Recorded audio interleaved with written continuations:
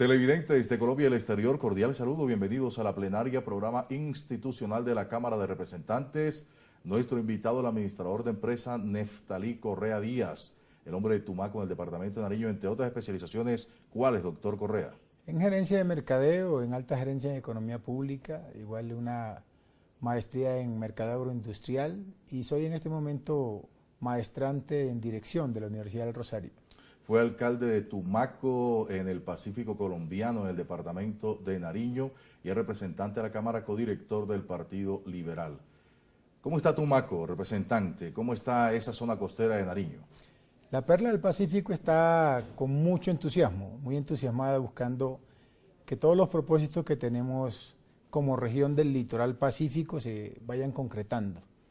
Hay un propósito que hemos confiado al presidente Santos en su segundo mandato y aspiramos que estas iniciativas de transformación, sobre todo en temas tan delicados como la seguridad, la equidad y el acceso a la educación, se abran realmente como oportunidades reales sobre estos territorios, no solamente en Tumaco, sino igual en Guapi, en Buenaventura o en Quibdó. Yo creo que el litoral tiene una problemática que es estructural y que requiere de planes y de acciones de gobierno y de Estado concretas y contundentes para ayudar a resolver estas situaciones tan complejas que afectan la vida de la ciudadanía. Representante, precisamente ese cordón del Pacífico con tanta riqueza natural, pero siempre se relaciona con pobreza, con abandono, con desidia. ¿Cuál es el revulsivo? ¿Qué debe ocurrir para una transformación fundamental? Pienso que en términos estructurales debemos apostarle a la educación. Desde los niños en la primera infancia deben tener oportunidades de acceso a la educación y ese proceso de acceso a la educación complementarlo con alimentación escolar, con formación docente, con infraestructura educativa, con buenas posibilidades para que los niños se mantengan en la escuela, en el colegio y tengan una buena capacitación, una buena formación y un reforzamiento de los principios, que retomen el tema de cultura de legalidad, que es el propósito fundamental y que es la mayor debilidad, que esto nos ayude a la integración familiar, porque un niño con principios, con valores, con formación, es un niño que piensa diferente, y que esa cadena del colegio, de la escuela, no se pierda en el acceso a la universidad. Allá, si usted observa los porcentajes, por ejemplo, de analfabetismo en el litoral del Pacífico, son los más grandes del país. Si revisa la tasa de analfabetismo según el Ministerio de Educación, ha sido tristemente decreciente, pero mínimamente, el impacto ha sido mínimo. Seguimos con el problema estructural no de 20 años, ni de 30, sino de 50 y 60, 70 años desde que se crearon estos territorios. Por eso creo que la tarea está fundamentalmente en darle una continuidad y una cuestión sólida al tema de formación educativa y al tema de incorporación de los niños y las niñas en la formación educativa. Y a partir de ahí al joven y al adolescente que no salga del colegio a quedarse en la calle o a quedarse vagando, sino que tenga la posibilidad de acceder a una educación pública preferiblemente, que sus ingresos, a los ingresos del hogar, tengan la posibilidad de no servir como una barrera para que el niño no continúe estudiando. Y a partir de esa formación, generar profesionales que también le aporten a la región en la construcción de sus propias iniciativas empresariales, sociales, cívicas, comunitarias, pero ya con mayor capacidad de formación armada. Representante Neftalí Correa, precisamente esa ruptura en el ciclo educativo es el que ha servido como caldo de cultivo para los grupos ilegales que cogen a los niños y se aprovechan de las pocas posibilidades, infortunadamente vinculándose a actividades delictivas. Tremendamente. Yo no sé por qué en Chile se entendió que definitivamente la transformación del país es apostándole a la educación. Se hizo una revolución educativa. Chile lleva embarcado en ese proceso de 17 años. Y hace 4 volvieron a hacer otra reforma a la educación, incorporándole más recursos, 4 puntos del PIB, para fortalecer la educación del país.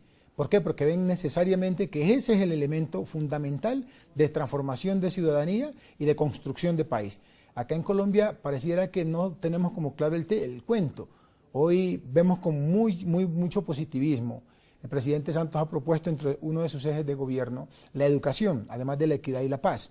Nos llama la atención que hoy que se hace esa apuesta, presupuestalmente, pues el gobierno también tiene que apostarle a ese propósito. Se dice que en el 2025 se busca que Colombia tenga la visión de ser el país más educado de la región. ¿Cómo lo vamos a lograr? Si no le apostamos a la educación en términos reales, sino de discurso. hay que meterle recursos a la educación, hay que fortalecer la educación en regiones que han sido eminentemente o históricamente discriminadas, históricamente aisladas, que no han tenido acceso al recurso ni a la inversión, y que hemos tenido las dificultades que hoy se están viendo, donde hay mayor barrera para el acceso a la educación, hay mayor violencia. Donde si cruzamos nosotros el tema de narcotráfico, cruzamos el tema de minería ilegal y lo cruzamos con los mismos departamentos que tienen las peores tasas de educación superior, las más altas de analfabetismo y las peores de alimentación escolar, de desnutrición, pues vamos a ver un mapa donde los rojos van a estar en los mismos departamentos. Yo pienso que hoy, más allá de hacer diagnósticos y más allá de revisar tantos estudios, porque no le hemos pasado 20 y 30 años haciendo estudios, es hora de ya atacar el problema, pero de estructura. No con pañitos de agua tibia, ni generando iniciativas de 1 año, de 2 años que no van a ser consistentes ni que van a cambiar nada, sino por el contrario, se le apueste realmente en términos de inversión y de seriedad estatal a transformar las regiones que tienen tantas dificultades y que nosotros como nativos de estas mismas regiones estamos viendo que la única forma de resolverlas es apostándole a unos programas estructurales de Estado, pero también de gobierno, que se le apueste directamente a eso. Representante Neftalí Correa, en varios foros e incluso en recintos como la Asamblea de Antioquia y en otros escenarios siempre se ha dicho que toda inversión para el cordón del Pacífico o incluso el Atlántico se queda en el folclore, se queda en la alegría, en el jolgorio de la gente e incluso en la pereza de la gente. ¿Ese argumento es válido en pleno siglo XXI? No, ese es un paradigma esclavizante, es un paradigma que lastimosamente ha castigado a las regiones y les ha tildado con unos rótulos que no tenemos. Cuando se trata de perecear, en cualquier parte del país se perecea. Y cuando se trata de trabajar responsablemente, en todos los territorios del país hemos trabajado responsablemente. Yo pienso que lo que debemos hacer es borrar esa mala apreciación y ese mala calificativo que se hace de las regiones y centrarnos más bien en qué podemos aportar desde las regiones, entre las regiones, para resolver problemas comunes. Para el caso, por ejemplo, del litoral pacífico colombiano, allá hay gente muy trabajadora, capaz, profesional, formada, con conocimiento y con experticia sobre lo que es la realidad propia de sus regiones. Pero lo que encontramos normalmente es que se hacen programas que se aplican desde el centro del país, por gente del centro del país, que interpreta la realidad de otra manera. Le cito un ejemplo muy sencillo. Por ejemplo, cuando van a hablar de seguridad en Tumaco. La gente habla de seguridad en Tumaco y piensan que se resuelve el tema de seguridad enviando 100 policías a la zona urbana de Tumaco. Los conflictos más complejos de Tumaco no están en la zona urbana de Tumaco. Tumaco es un municipio que tiene 365.000 hectáreas y que su extensión la hace supremamente compleja, además de tener salida directa al Pacífico, de tener una frontera compartida marítima y fluvial con el hermano país del Ecuador. Se suma también a que las zonas más dispersas son las zonas peor atendidas, las que menos servicios tienen, las que no cuentan con una escuela, las que no tienen un puesto de salud, las que los niños nacen en una finca y se mueren en una finca. ¿Por qué? Porque no hay oportunidades para ellos. Entonces yo pienso que se tiene que entender la realidad de los territorios, yendo a los territorios y trabajando consensuadamente, donde la gente del territorio aporte también en la solución de sus problemas y se planteen procesos que no sean de 1 año y 2 años y que se retiren, o procesos que simplemente impliquen regalar unas camisetas para tomarse una foto, sino implica desarrollar unos programas que ojalá tengan unos procesos de 10, 15 años, que sean consecuentes con un proceso que vaya de manera progresiva generando y resolviendo unos problemas estructurales que son comunes. Si usted ve el litoral del Chocó, tiene la misma problemática que el litoral del Valle. Si usted ve el litoral del Cauca, tiene la misma problemática. Si ve el litoral de Nariño, es la misma problemática. Somos pueblos diferentes, de departamentos diferentes, con las problemáticas transversales que históricamente hemos tenido. Y estos problemas no son de hoy.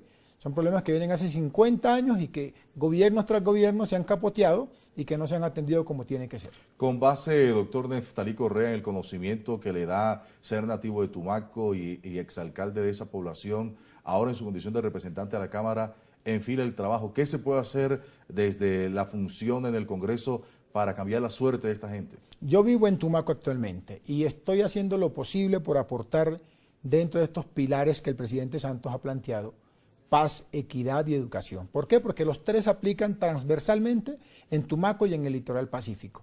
¿Qué estamos buscando? Que primero, desde la comisión en la que estoy, que es la Comisión de Presupuesto, hacer todos los esfuerzos, como los vengo haciendo de manera directa, para que hagan unos recursos que vayan directamente al plan del litoral, atender la situación del litoral pacífico colombiano. Segundo, procurar que este esquema de equidad realmente vaya a enfrentar una línea liberal, que es la línea de lucha contra la miseria y lucha contra la pobreza, lucha contra la desigualdad, lucha contra la oportunidad para la mujer y para el afrodescendiente y para el indígena. Las minorías tienen que ser visibilizadas y tenidas en cuenta. Entonces hay una lucha que tenemos que dar principalmente para la franja del Pacífico, que es la lucha contra la pobreza.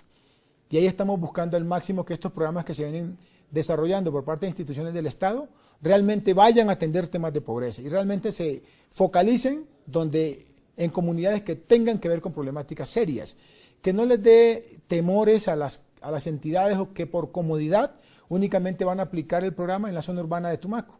La problemática más grave, reitero, está en las 375 veredas que tiene el municipio de Tumaco. Y hacia allá es que hay que dirigir estos programas que de alguna manera son un aliciente, un pañito de agua tibia frente a tanta problemática que se está viviendo allá. Se cumplieron las discusiones en torno al presupuesto para hacer claridad a la opinión pública y sobre todo a los habitantes de esa zona costera del Pacífico. ¿Cómo le fue? ¿Cómo quedaron? ¿Hay recursos, inyección, llega suficiente dinero o se quedó corto? No, yo creo que se quedó corto. En términos al menos del departamento de Nariño, se quedó corto. Nariño ha tenido para la primera asignación antes de los recursos que logramos adicionar con el tema de recorte en gasto público y en servicio de la deuda, se incrementaron 3 billones de pesos a la inversión. Llegó a 49 billones de pesos la inversión, pasó de 46 a 49. Pero aspirábamos que el departamento de Nariño, el promedio de crecimiento para los demás departamentos con este 49 billones de inversión, fue de 16%, pero el departamento de Nariño tiene únicamente un crecimiento del 7%, entendiendo que Nariño tiene 10 municipios en el litoral pacífico. Me parece que es una cosa que no tiene ninguna presentación. Si realmente el presidente está planteando una iniciativa que va en función de que el litoral se desarrolle y que tenga oportunidad y que tenga alguna alternativa no ordinaria, sino mejor, pues debería ese promedio del departamento estar por lo menos en el mismo 16 que son el mismo crecimiento promedio de todos los demás departamentos del país, y ni eso. Representante, su voz es autorizada, pertenece a la colectividad del presidente de la República, o por lo menos de la Unidad Nacional.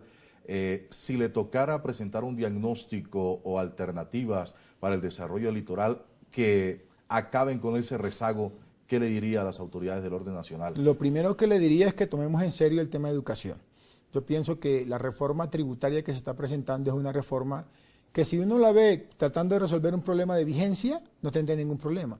Pero si lo estamos viendo realmente tratando de resolver problemas seriamente y apostándole a estos ejes que el presidente Santos ha establecido para su segundo mandato, requiere un repensarse, reorientarse y que los sectores que tengan mayor protagonismo realmente sean los sectores que tienen la dinámica de transformar las condiciones de las regiones y transformar las condiciones del país, y la educación es transversal. Yo pienso que el primer sector al que se le debe apostar en la misma condición, haciendo un esfuerzo grande de país, porque aquí tenemos que aportar todos, pienso que debe ser el sector de la educación tal cual lo hizo Chile y tal cual lo han hecho otros países que son modelo a nivel mundial y donde la educación ha sido el foco que ha transformado realmente las dinámicas de país. Y dejar de ver ese litoral pacífico como el del baile, como el de un atleta que surge de manera espontánea y que se entiende que hay gente valiosa que merece una oportunidad. Sí, por supuesto, el Pacífico le aporta muchísimo a la nación.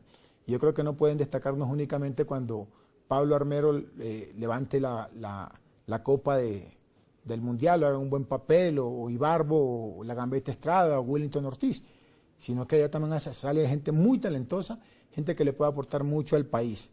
Y aspiro que este gobierno realmente haga una transformación en el litoral, es la confianza que tenemos y es la expectativa que toda la comunidad del litoral pacífico colombiano tiene frente a este segundo mandato del presidente Santos. Representante Neftalí Correa Díaz de Tumaco, en Nariño, muy amable, gracias por acompañarnos en la plenaria. Muchas gracias a ustedes y encantado de estar por acá. A los televidentes de Colombia y el exterior, muy amables, gracias. Nos reencontraremos en cualquier instante.